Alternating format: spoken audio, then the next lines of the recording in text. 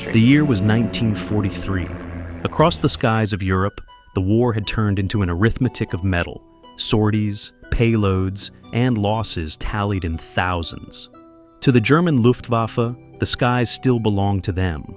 Their Focke-Wulfs and Messerschmitts owned the daylight, and anything heavy, slow, and clumsy that dared cross into the Reich's airspace was, to them, nothing more than target practice. And then came the B-24 Liberator. Long, thin wings, a humped back, and a square tail. It didn't look heroic. It didn't even look fast. To Luftwaffe pilots, it was a joke. Der fliegende Güterwagen, the flying boxcar. But in hangars from North Africa to Norfolk, young American crews didn't have the luxury of mockery. They had orders. One of them, Lieutenant Jack Rawlins of the 98th Bomb Group, scribbled in his flight log, "They say this thing can't take punishment. Guess we'll find out over Ploiești." By mid-1943, oil had become the bloodstream of Hitler's war machine, and the beating heart of that system lay in Ploiești, Romania, the refineries that produced more than 1/3 of Germany's fuel. The Allies knew it, so did the Germans, which meant that any attempt to bomb it would be suicide. Yet, on the morning of August 1st, 1943, 177 B-24s lifted off from Benghazi, Libya, under the codename Operation Tidal Wave. Their orders were unprecedented: fly 2,400 kilometers, cross enemy territory, drop to treetop level, and destroy Ploiești from below the radar. From the outset, it was chaos wrapped in courage. Engines roared against the desert dawn. Mechanics saluted in silence as the bombers lifted away, their bellies filled with 500-pound explosives and their crews with quiet dread. At 200 feet above the ground, they roared north, an armada of steel carving through the Balkan valleys. In a briefing room outside Bucharest, a Luftwaffe officer laughed when his staff reported, "Enemy bombers approaching low." "Impossible," he said. "Americans don't fly heavies that low." They were about to learn that impossibility was not an American word.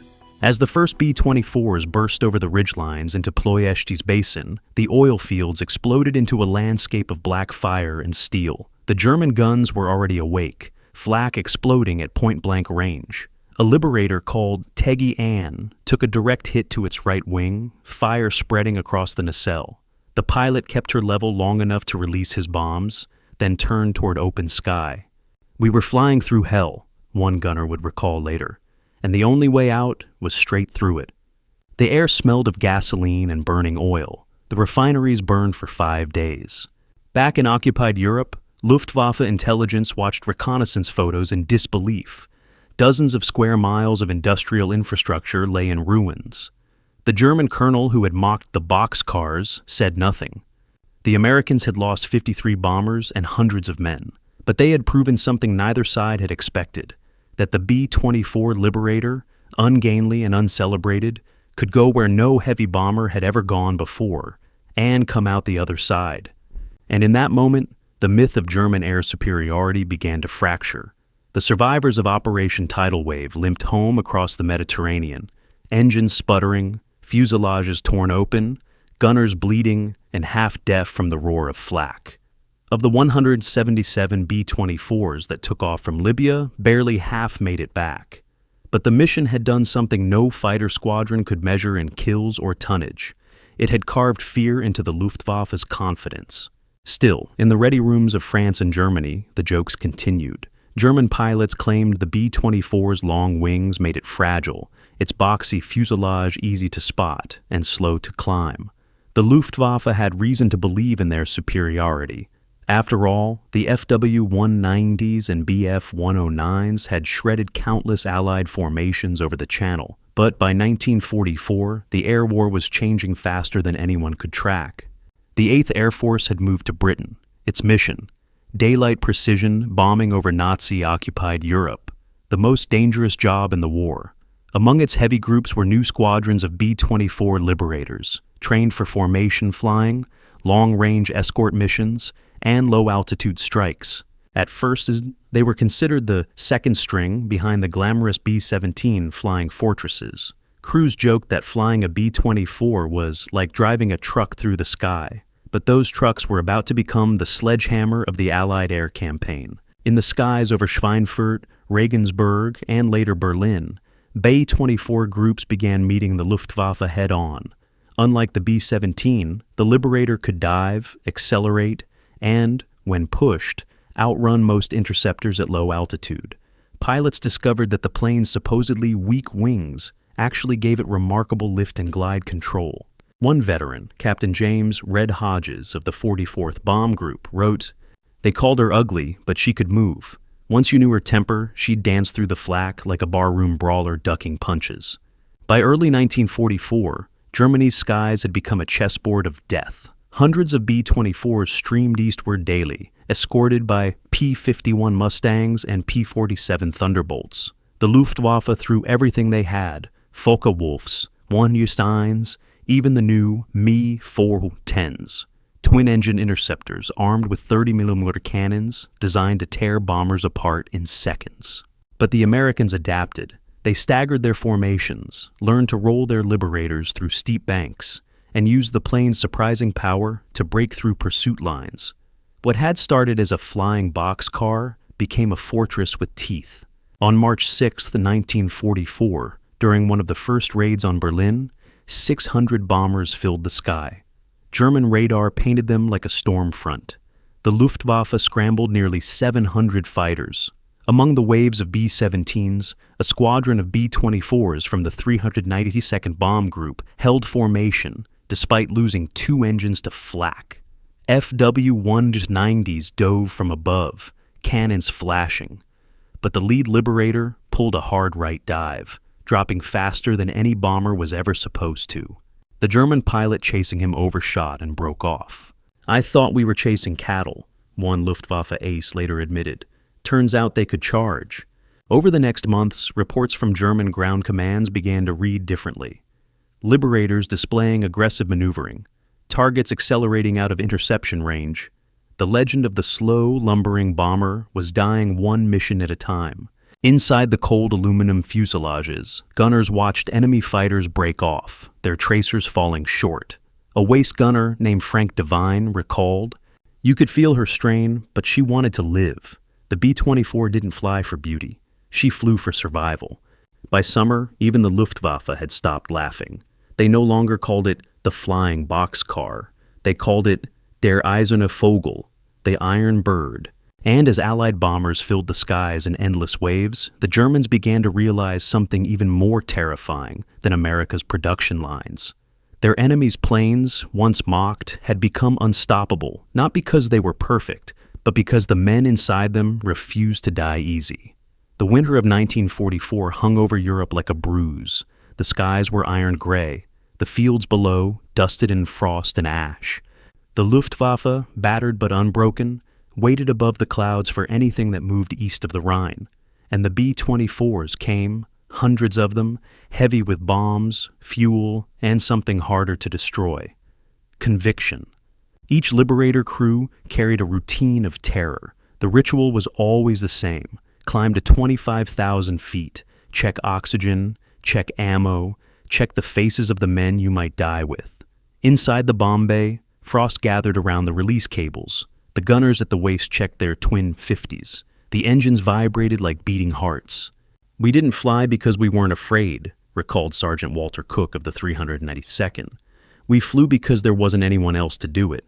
By February, the raids had become constant. Germany's industrial centers, Brunswick, Magdeburg, Gotha, were pounded day after day. The Luftwaffe answered with its best: JG-26, the Abbeville Boys, and JG-1, the aces of the Western Front. They came in tight packs of FW-190s and BF-109Gs, climbing through contrails like sharks through water. Their goal wasn't to chase, it was to tear entire formations apart. One direct pass through a bomber stream could leave 10 planes burning before the gunners could blink. But on a frigid morning over Gotha, something changed. The lead Liberator of the 445th Bomb Group, codenamed Sugarfoot, took flak to its right wing. The pilot, Captain Don Parker, refused to break formation. Smoke poured from the engine as Focke-Wulfs closed in. Instead of climbing, Parker pushed the control column forward, a full-power dive. The B-24's nose tipped down hard. Air screamed past the fuselage as the altimeter spun. German fighters dove after it, expecting an easy kill. But the Liberator didn't crumble. It roared. "She was shaking like a freight train," Parker wrote later, "but I knew if we stayed fast, we had a chance." The B-24 reached nearly 320 mph in its descent, faster than the pursuing FW-190s could safely match at that altitude. The German leader pulled up, his wingmen scattering as the bomber leveled out, skimming through flak bursts toward friendly lines. From that day forward, no one in Parker's squadron ever called the Liberator slow again. Elsewhere, the pattern repeated itself. Crews learned to use the B-24's long wings and powerful Pratt & Whitney engines to dive and break contact, something no one believed a heavy could do. Pilots began to coordinate these dives as defensive maneuvers, entire formations plunging together, rolling, then reforming below the cloud line. The Luftwaffe called them fallende Festungen, falling fortresses. In one engagement near Kassel, a German ace, Oberleutnant Hans von Mertens, led a formation of 12 FW-190s against a group of 30 B-24s. He attacked from the rear, firing his cannons into the tail of the lead bomber. Instead of breaking apart, the American formation rotated downward in perfect unison, a controlled spiral dive. Von Mertens followed, but the turbulence and the Liberator's sheer mass created a deadly downdraft. One of his pilots lost control and crashed into another. Two more stalled, trying to pull up. Von Mertens pulled out barely in time, his radio filled with static and screams. Below, the B-24s leveled out, scarred but intact, continuing east. He returned to base and said quietly to his ground crew, "They've learned how to fall and not die." By the spring of 1944, that was the truth. The B-24 had evolved from the flying boxcar into a predator disguised as prey. Luftwaffe pilots, once confident in their climbs and dives, now hesitated at the sight of those squared tails and long wings. Even their ace, Adolf Galland, would later remark, "They were not elegant machines, but they did not stop coming." In the war's arithmetic of destruction, the Liberator was now more than a weapon. It was a symbol of endurance. Thousands of them filled the sky like migrating giants, each carrying the weight of a dozen lives, each a speck in an ocean of war. And for the first time, it was the Germans who were running. By the final winter of the war, the skies over Germany no longer belonged to the Luftwaffe. They belonged to the roar of the Liberators, hundreds at a time, flying in unbroken formation across a dying Reich. Below them, cities burned and factories went dark. Above them, only contrails remained, long white scars across a gray sky. The B-24 had become a paradox, an aircraft everyone doubted. That ended up doing everything. It bombed oil fields in Romania, U-boat pens in Norway, and bridges in Italy. It dropped supplies to partisans in Yugoslavia and paratroopers over the Philippines. It had crossed more oceans, carried more men, and flown more miles than any bomber in history. And still, most of its pilots called it simply the Juggernaut. In the spring of 1945, when Allied airfields filled with wrecks and veterans, the few surviving Liberators stood quiet, their once gleaming aluminum now dull and pitted. Men who had cursed the aircraft now touched its wings like a living thing. At a debriefing tent outside Horsham St. Faith, one German prisoner, a downed Luftwaffe pilot, was asked what he thought of the Liberator. He paused, staring at a photo of the squared-tail bomber. "At first," he said softly, "we thought it was a joke. Then it never stopped coming. After victory, most B-24s were scrapped. The metal that had crossed continents was melted into cars, pots, bridges, the bones of peacetime. But the memory of it lived on in the men who flew inside.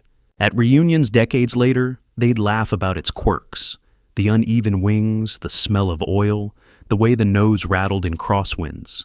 But when someone mentioned Ploiești, or Gotha, or that day they dove through a wall of flak, the laughter would fade, eyes would drift upward, as if they could still see her silhouette in the clouds.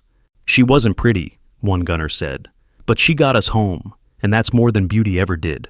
Today, only a handful of Liberators still fly. One of them, Witchcraft, roars across American skies on summer tours, its engines thundering like the heartbeat of a forgotten age. Children look up, shielding their eyes. Old veterans raise their hands, not to salute, but to listen. Because that sound, That deep, uneven rumble carries something more than history. It carries the echo of men who climbed into thin aluminum shells, knowing they might not return. It carries the laughter of the young, the silence of the lost, and the defiance of a generation that refused to be defined by fear. In the end, the B-24 Liberator didn't win the war by elegance or design perfection. It won because it endured, because when everything else broke, it kept flying. And somewhere over the ruins of a Europe that once mocked it, the iron bird spread its wings, heavy, imperfect, unstoppable. "You could shoot it," said one mechanic years later, "but you couldn't kill it, not really."